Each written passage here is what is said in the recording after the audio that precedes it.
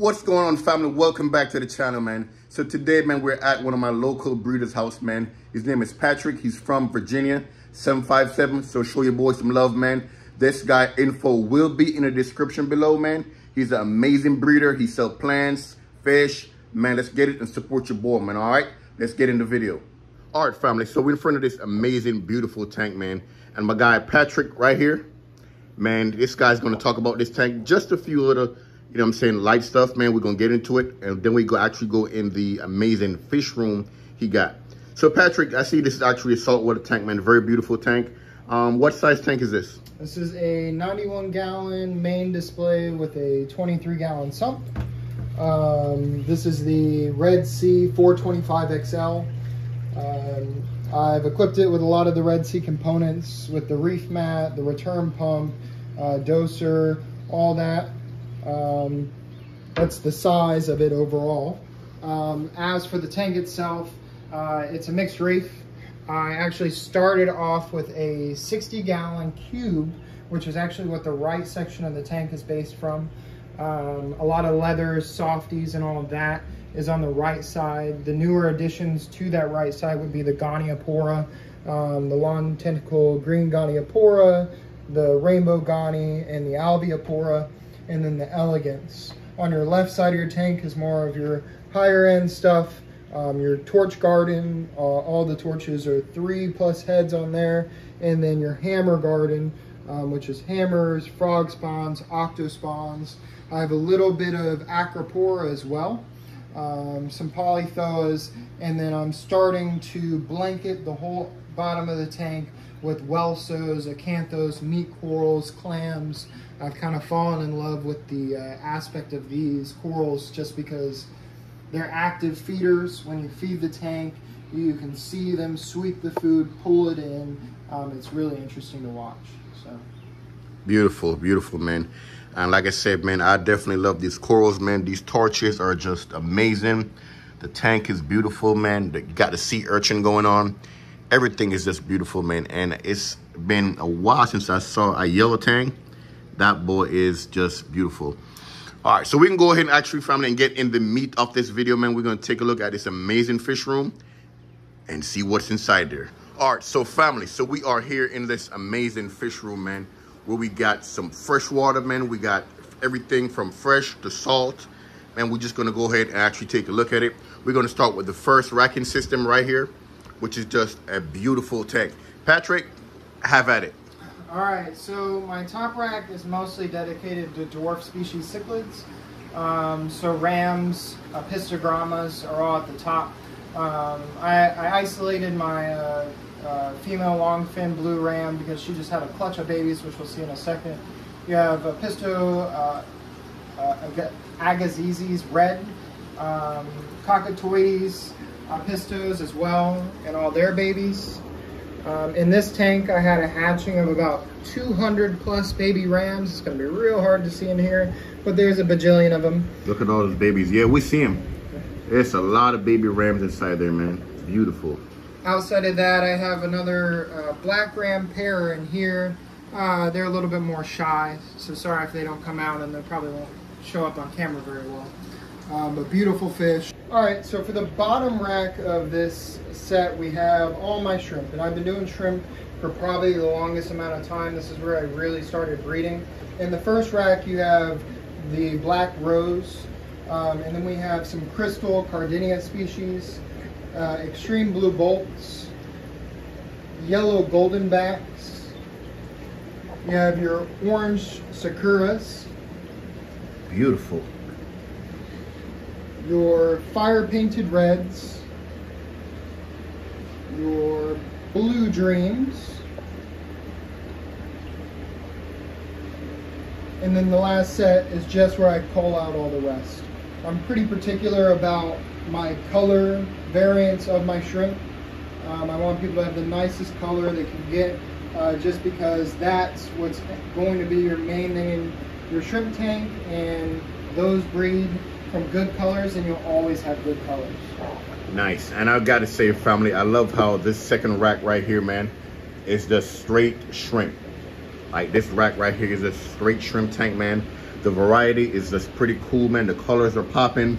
Man, I definitely love this shrimp rack, man. It is just awesome. We can go ahead and actually go to another side or move on to another tank, which is probably one of my favorite tank right here, man. This 75-gallon planted tank. It is just amazing, man. Look, we definitely see angels inside here. If you look a little closer at the bottom, man, we see some Cory cats, man, doing their thing. And man, I just pretty much love this tank. Patrick, go ahead and talk about this tank, man. Yeah, so this was my first attempt at a high-end tank. I actually did a unique thing where I went on a little bit of a budget and I used fluorite as the base. It's a clay-based high iron substrate. And I actually used window screening to lay over it because the clay is really known for dusting up the tank. And then I just went over it with regular sand, which made it great for planting plants. No matter how big the fish is in here, they won't rip my plants out. I went with the Shihiro's WRGB2, which is one of the high-end tech lights. The power level is insane out of it. You'll get a really bright tank, full spectrum, as much variance in color as you want. And I grow some relatively easy plants in here. Definitely a lot that require CO2, some that don't. And the ones that don't just explode with the CO2 and heavy light. Beautiful, beautiful, beautiful, beautiful. And all the plants in this tank is real, right? All of them are real, yeah. I don't have any fake anything in any of my tanks. Oh man, bro, you're a champ. You're a champ. Let's move on, family. All right, so what we're looking at over here is my breeding for saltwater. I recently in this year started breeding saltwater fish. I have a pair of clowns in there. They're about to lay eggs right now. The female is super chunky at the moment. Below them is a breeding pair of Banggai cardinals. Some of the oldest breeding Banggai cardinals I've ever seen. I got them from another local reefer after a tank breakdown. They're just enormous. It's hard to capture on video, but they're gigantic. I also have another pair of clowns in here, a Storm and a Bullet Hole. They're presenting breeding activity, and I'm hoping in the next couple months that they're going to breed. But the system overall is 20 highs on top of each other, plumbed into the bottom, sump through a filter sock, skimmer, and then back up to the side. I run a auto feeder on it just to always be feeding them, get them as big as I can to breed, so they have nice giant clutches. Beautiful, beautiful. And I see you got some, look like there's some eggs inside here. I do, yeah. That was the last clutch I pulled about a day ago. They should hatch tonight or the next day. I like to grow them out, and just this little 5-gallon is perfect for those guys. Light bubble, light aeration, no changes really. I do the smallest of water changes, and I actually drip in the water when I'm breeding clowns because they're super sensitive. So these eggs inside here belongs to the first set of clowns? That is correct. Which is these set of clowns, guys. So I'm telling y'all, man, y'all better come get y'all fish, man. Natural, fresh, homebred, man. So yeah, so these eggs that you can see, the black spots on the side, those are all eggs, man, all fertilized, ready to go. Those eggs belong to these parents up here. So beautiful, beautiful, beautiful, man. Beautiful. All right, this is my newest rack system. These are 355 stacked on top of each other. The bottom one you see here is going to be low-tech plants, but I will inject it with CO2. And my plans for this tank is going to be breeding for plecos. Right now I have 3 pairs, so 6 plecos adults total, all albinos, that I'll breed out of here. Hopefully get anywhere between 100 to 200 eggs a month. Nice. On average. I'll also have a pair of angelfish in here, hence the cone over there for them to lay on. Beautiful. And like I said, I'm just going to do swords, maybe some vol in here. A very, very simple light. I really like this light. This is the Aquaneat light. Super cheap light if you're ever trying to light a tank. Will grow most of your plants, especially on a budget. So the next tank above it, it's cycling right now. with some plants in there. And yes, you can cycle a tank and grow plants in it surprisingly well because they feed off of the ammonia. But I'm injecting CO2 in here for now. The plants are floating just because I clipped them from another tank, threw them in here. And sometimes these more sensitive plants need to float around before you plant them. But this tank, I'm running something very similar to what I did in the 75, but I actually did my first dirt tank in here. So all down here is organic soil. I did the window screening, and then I did a layer of sand as well. I really like the aspect I did on the 75, and I wanted to do it again for this 55. And the top tank? So the top tank, empty right now. Sorry for the disappointment, but the plan for this one is going to be a grow out for most of my apistogrammas and rams. Fish generally grow out a lot faster than I've seen in larger tanks. They're more successful starting in smaller tanks because they don't have to hunt for food as much. But once they reach that half an inch size, the big tanks just make them explode in size really fast. So that's what the 55's up there for, and the advantage of having it so high in the room is that this is the warmest spot in the room, hence a lot less expensive to heat too. So that's the plan for that one. Nice. On to the next one. All right, so this top tank, this is actually where my original passion for breeding came from. Now they're super shy, but I breed peacock gudgeons in here. I have about 4 pairs, so 8 total, that breed in these little PVC pipes you see. They like nice tight spaces. And I breed those with the bristlenose plecos. There's 2 pairs of longfin lemon blue eyes in there. Absolutely gorgeous fish. A few of their babies are in here as well. But peacock gudgeons were my first thing I ever bred. They're a little difficult to breed, but I really enjoyed the difficulty and learning aspect of breeding, and that's what got me into it. Now dropping down, another old tank of mine, probably 5 years old, shell dwellers. They're cute little dudes. I love them. They're kind of aggressive, but they're awesome fish. Super personable, but hence the name shell dwellers.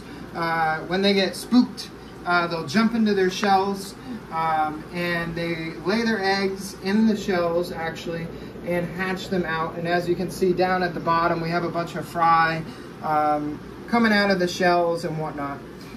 Now, we're not doing animal cruelty here, but if I start tapping, you can see them. They're shy, but they're lovable little guys, and they'll get down in the shells when they feel in danger. At the bottom tank here, I breed some more guppies out of that, some red lace guppies, and then also some more bristlenose plecos. These are long fin variant albino bristlenose plecos. 2 females, 1 male in there. And then if we shoot up to this top 40-gallon tank here, this is one of my newer tanks that I set up. This is a 40-gallon breeder. I call this my ultra high-tech tank. I got some premium substrate in here, about $200 just to do the substrate in this tank. Wow. $400 light. This is the Weak Aqua P900 Pandora light. $400 light? $400 light, yes. Sweet Jesus. But absolutely gorgeous, as you can see. Really makes my reds pop in here. I see. Now Beautiful. this is all super high-end plants in here. Must have CO2, must have good lighting, must have premium substrate, and without it, trust me, things go wonky. I even played around with the CO2 the other day and I regretted it because I just had some things just kind of like not accept that extra plus of CO2. So it's super finicky, but a new thing I'm really doing outside of the 75 and growing into the really high-end plants. And then lastly, we have my pleco grow out. I have a couple Corridoras, some guppies in here that I grow out as well. As you can see, we just fed them, so they're just going absolutely ballistic in here.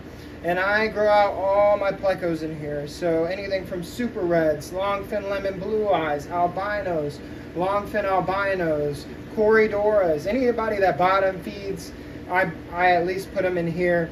And then the guppies are in there to kind of eat up any detritus that's left over. But I decided to go up to the 40 on these guys, and the results really show. These guys grow up so much bigger, so much faster in a 40, and I can just literally take out of the caves from my breeding pairs, dump them in here when they start wiggling in the caves, and they do absolutely fine, because even the large size plecos won't eat the smallest of fry. So beautiful. So for my very last tank, this is my 29-gallon tank. This is actually where I started. This is the very beginning of everything. This stand, not the original tank, but the stand came from my grandmother that passed away, and I inherited it. We used to take care of fish when I was younger. But decided to put it in the living room as kind of a memorial. But I got the background from a local buddy, Max Ramos. He built the background in this tank. It's absolutely gorgeous. And I just decided to do something relatively simple. Bucellothantra and Anubias, and then a few crypts that I'll start growing out and putting more in the sand bed. And some of my favorite fish, the rams, Bolivian rams, German blue rams, black rams in here, and then a pop a touch with the tetras. But yeah, this is kind of where it all started and where the video is going to end too. Nice, nice. All right, family, man. So you've seen the tour, man. You've seen the saltwater tanks. You've seen the freshwater tanks. You've seen the planted tanks, man. Just a whole bunch of tanks, man. And like I said, fellas, Patrick info will be in the description. So please shoot him an email, man. Especially you guys who are actually local to the Virginia Beach area, the 757, man, go ahead and support your boy, man. You know what I'm saying? He's local, man. Let's get it. As always, family, thank you for stopping by, man. Thank you for stepping in. We want to tell you, man, be a blessing to somebody and don't block your own blessing, all right? Peace out, family. We out.